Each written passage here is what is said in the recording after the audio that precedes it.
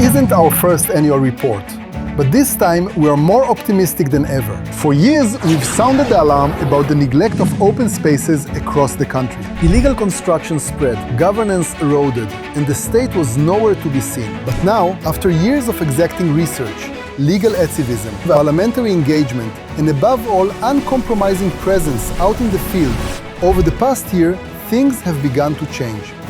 In Judea and Samaria, historic change, with a drop of more than 50% in new illegal construction in 2025, the result of the establishment of dozens of new Israeli farms that protect vast tracts of state land, roadwork and infrastructure development on a historic scale, and registration of tens of thousands of dunams of state land, demolition of hundreds of illegal structures, unprecedented enforcement in the Y-designated nature reserve, and a game-changing decision to empower the Israel Land Authority to protect open land in Judea and Samaria.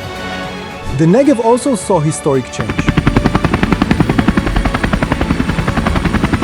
Illegal construction dropped by 40%.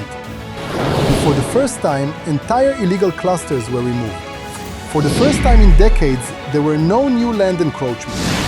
The government is advancing the Blue Line reform alongside accelerated development of thousands of residential plots for relocation of squatters to legal settlements. All of these historic changes are the result of hard work. We documented thousands of illegal structures in Judea, Samaria, and the Negev. We opened dozens of new legal case files.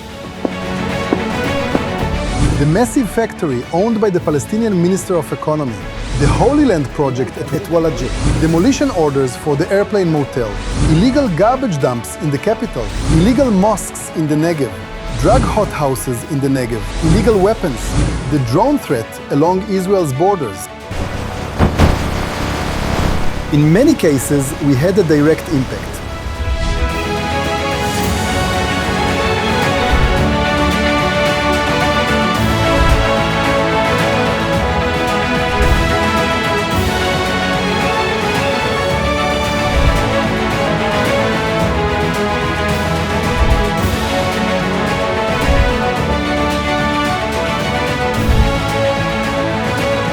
We defended the truth.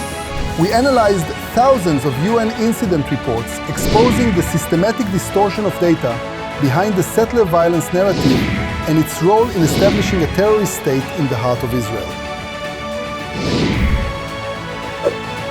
We published a report on illegal gas stations in the Negev, another report on the Palestinian Authority's weaponization of infrastructure projects, and an important expose of the PA's direct and ongoing involvement in terrorism.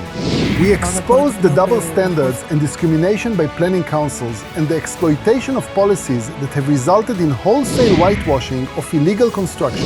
We published a report on the threat to Jerusalem's open spaces and exposed the illusion of security created by the barrier fence. As part of environmental protection efforts, together with Green Now, we published two major reports: Cross-Border Pollution on Water and Air Hazards, and The Smokescreen, a groundbreaking expose of illegal trash dumping and incineration eco-terrorism. Our findings were presented in dozens of Knesset committee hearings, field tours, and meetings with experts, MKs, and ministers, and resulted in crucial reforms that are vital for Israel's future. We took an active role in historic legislative processes, leading the historic Knesset decision opposing a Palestinian state, legislating the repeal of the racist law that prohibits Jews from buying land in Judea and Samaria, and legislating registration of an official address in the ID of every resident of the Negev squatters camp. As always, everything we do is accompanied by intensive public and media work, so that everyone knows what's happening, how and why. At the same time, we didn't neglect the international arena. 251 media items in international outlets, spanning 15 countries. More than 50 foreign journalists, influencers, and thought leaders joined us for field tours covering major issues.